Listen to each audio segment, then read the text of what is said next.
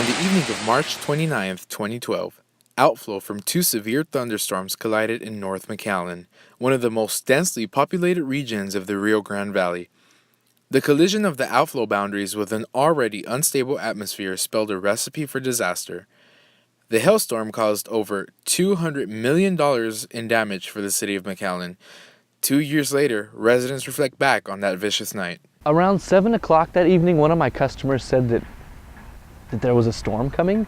I didn't really believe her because it was a really nice day that day. So I thought, oh, maybe a storm will blow in later in the evening. That day was literally from 1 minute to another. Oh, we're here, enjoying our time at home. And then all of a sudden, oh my God, I think we're all gonna die. I remember the noise, a really high whistle sound. And it was really loud. I couldn't hear other people around me talking. It was like a really loud screeching, piercing in my ear.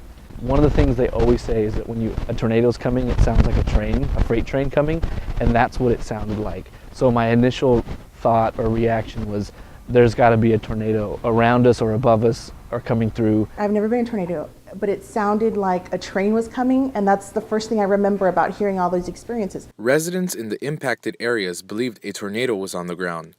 What it really was were straight-line winds.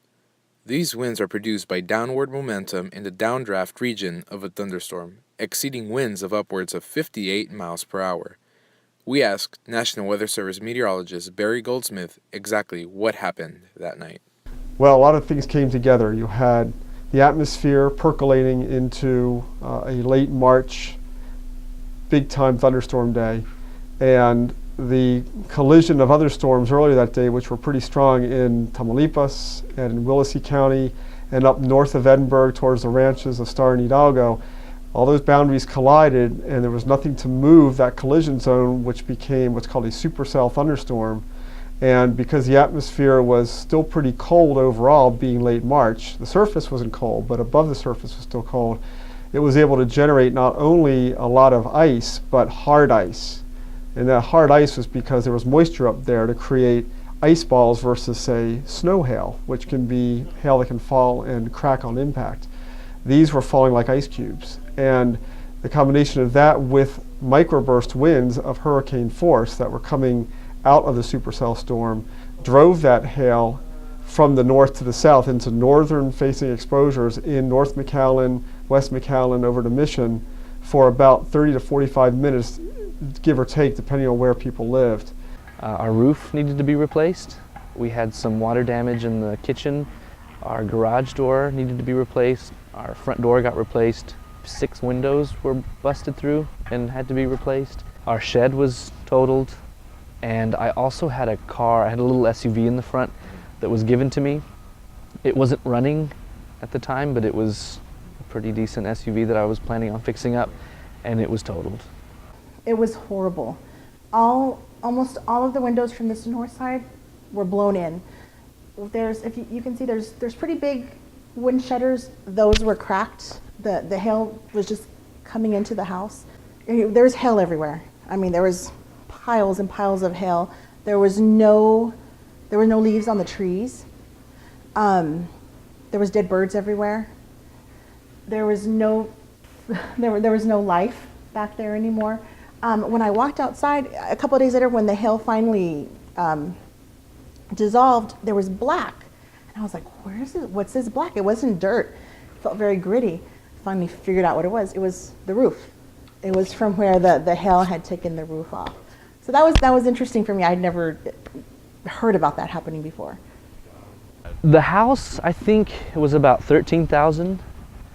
The car was probably worth about $5,000 or $6,000.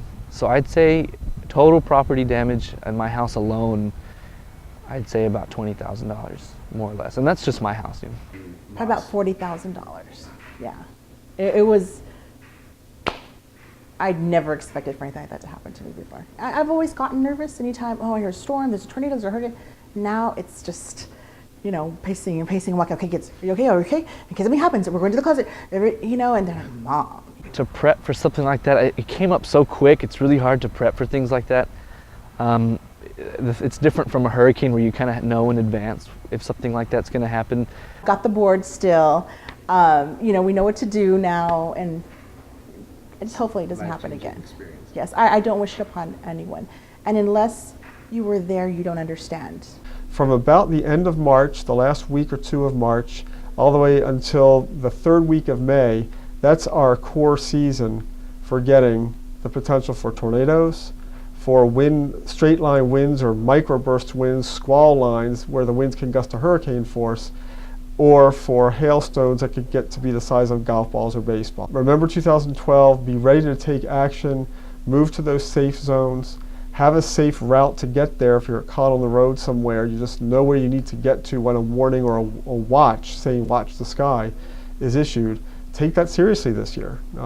Because of what happened in 2012, we don't want anyone to have their guard caught down, even if the storm itself can't be predicted within an hour or two. At least the day can be predicted within a day or two, and it says in your back of your mind, I've got to have a plan to move myself, my family, my property, my vehicles to a safe place on the afternoon of next day or the day after. 2 years later, business is back to normal in the North McAllen region. For Bronx TV and Surge Weather, I'm Sergio Puente.